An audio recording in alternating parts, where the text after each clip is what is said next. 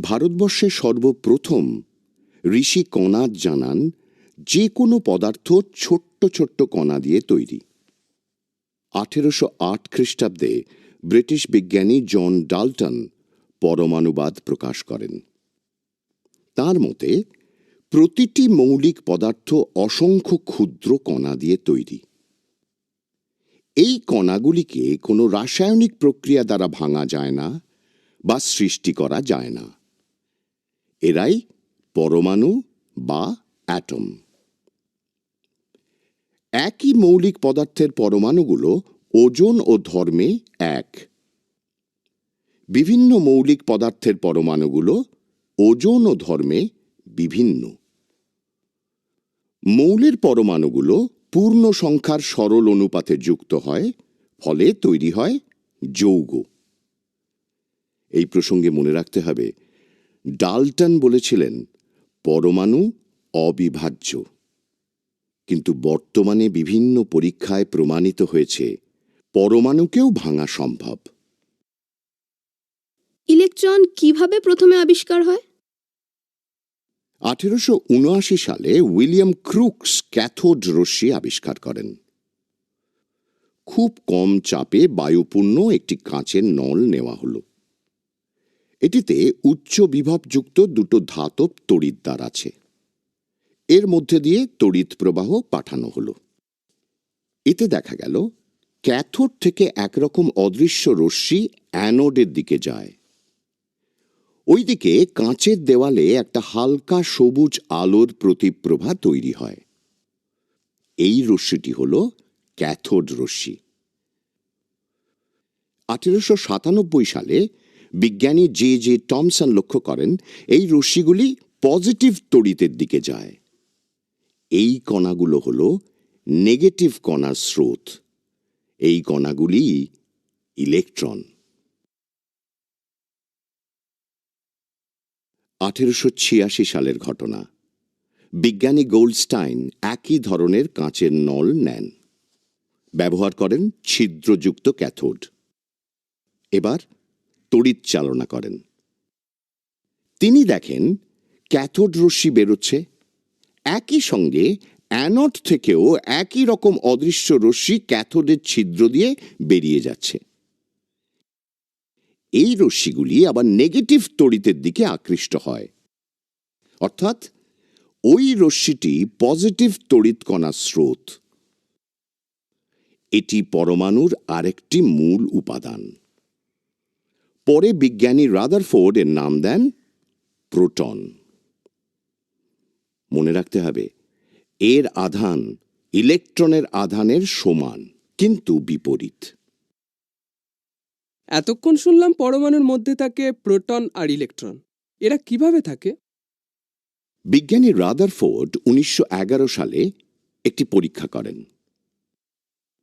একটি খুব পাতলা সোনার পাত নেন। এর বেধ 0.0004 মিলিমিটার। এই পাতের ওপর তিনি তীব্র গতিসম্পন্ন আলফা কণা ফেলেন। এর ফলে কয়েকটি ঘটনা ঘটে।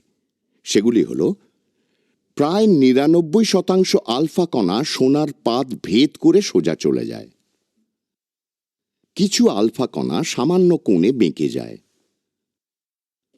খুব কম সংখ্যক আলফা কণা, অন্তত 20,000 কণার মধ্যে একটি কণা, যে পথে যায় আবার ধাক্কা খেয়ে সে পথেই ফিরে আসে। আচ্ছা, এই ঘটনাগুলো থেকে রাদারফোর্ড পরমাণু সম্বন্ধে আর কি কি তথ্য পেলেন?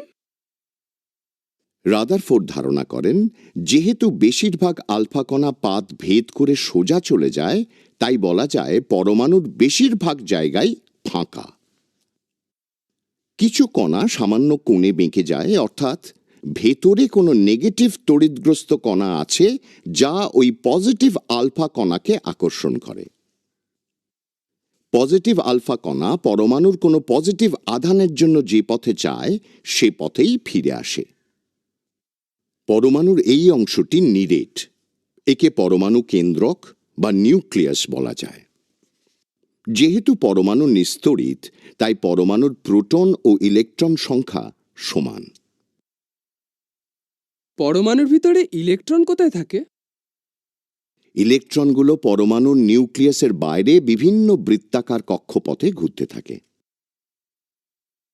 পরমাণুর কেন্দ্রকে যতগুলো প্রোটন থাকে সেটাই কি শুধু পরমাণুর ভর? পরমাণুর ভর সম্বন্ধে রাদারফোর্ড বলেন, পরমাণুর কেন্দ্রকে প্রোটনের ভরের সমান ভর বিশিষ্ট একরকম নিস্তড়িত কণা আছে। পরবর্তীকালে 1932 সালে বিজ্ঞানী স্যাডউইক এই কণার নাম দেন নিউট্রন। পরমাণুর কেন্দ্রকের চারপাশে ইলেকট্রনের গতিপথ কেমন? ইলেকট্রনগুলো নিউক্লিয়াসকে ঘিরে বিভিন্ন তলে বিভিন্ন বৃত্তাকার ও উপবৃত্তাকার পথে ঘুরছে। পরমাণুর মধ্যে ইলেকট্রনের জন্য এরকম 7টি কক্ষপথ আছে।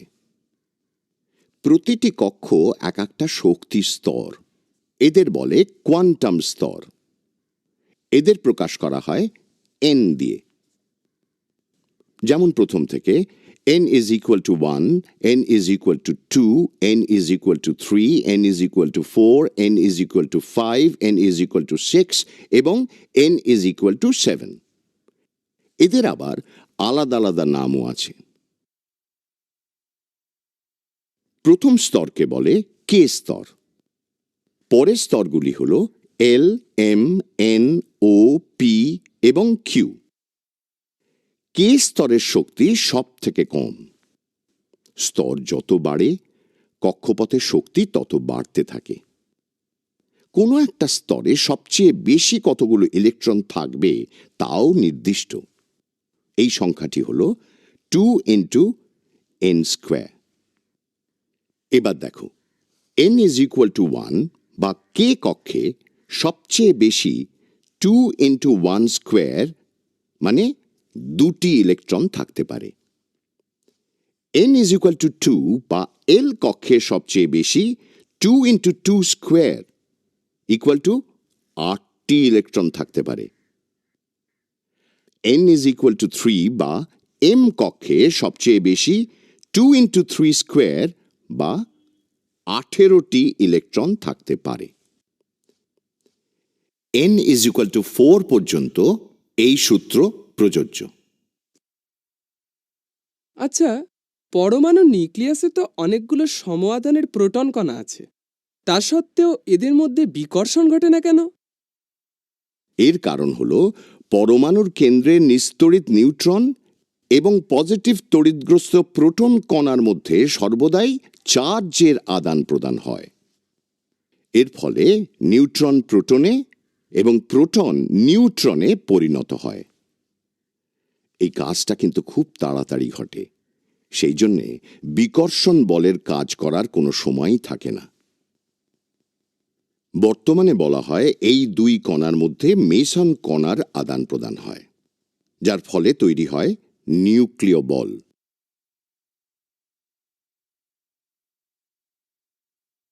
পারমাণবিক সংখ্যা হল পরমাণুর নিউক্লিয়াসের মোট প্রোটনের সংখ্যা। এটি পরমাণুর মূল রাসায়নিক ধর্ম নির্ধারণ করে। যেমন কোনো পরমাণুর পারমাণবিক সংখ্যা 40, তার অর্থ হল ওই নিস্তড়িত পরমাণুর প্রোটন সংখ্যা 40 ও ইলেকট্রন সংখ্যা 40। নিউক্লিয়াসে প্রোটন ও নিউট্রনের মোট সংখ্যা হল ওই পরমাণুর ভর সংখ্যা। এইখানে জেনে রাখা ভালো, সাধারণ হাইড্রোজেনের নিউক্লিয়াসে কোনো নিউট্রন নেই। যখন একই মৌলের 2টি বা 3টি পরমাণুর পারমাণবিক সংখ্যা 1 কিন্তু ভর সংখ্যা আলাদা, অর্থাৎ নিউট্রন সংখ্যা আলাদা, তখন তারা হয় আইসোটোপ। এদের রাসায়নিক ধর্ম এক, কারণ প্রোটন সংখ্যা বদলায় না। যেমন হাইড্রোজেনের আইসোটোপ হল সাধারণ হাইড্রোজেন বা প্রোটিয়াম, যার নিউট্রন সংখ্যা 0, ডয়টেরিয়াম 1টি নিউট্রন, ট্রিটিয়াম 2টি নিউট্রন। যখন মৌলের নিউট্রন সংখ্যা একই থাকে কিন্তু প্রোটন সংখ্যা আলাদা হয়, তখন তারা হয় আইসোটোন। সুতরাং এদের পারমাণবিক সংখ্যা আলাদা, ভর সংখ্যাও আলাদা, অর্থাৎ এদের রাসায়নিক ধর্মও আলাদা। যেমন ট্রিটিয়াম ও হিলিয়াম, এদের প্রত্যেকের দুটো করে নিউট্রন আছে, কিন্তু প্রোটন সংখ্যা ট্রিটিয়ামের একটি, হিলিয়ামের দুটি।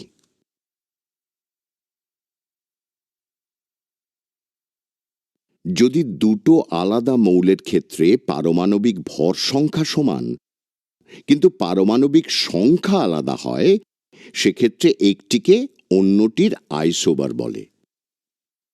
যেমন ক্যালসিয়াম ও আর্গন, এদের ভর সংখ্যা 40, কিন্তু পারমাণবিক সংখ্যা ক্যালসিয়ামের 20 এবং আর্গনের 18। এবার আমরা দেখব কিভাবে আয়ন তৈরি হয়। সাধারণত যে কোনো পরমাণু নিস্তড়িত, কারণ পরমাণুর মধ্যে পজিটিভ তড়িৎগ্রস্ত কণা প্রোটন এবং নেগেটিভ তড়িৎগ্রস্ত কণা ইলেকট্রন আছে।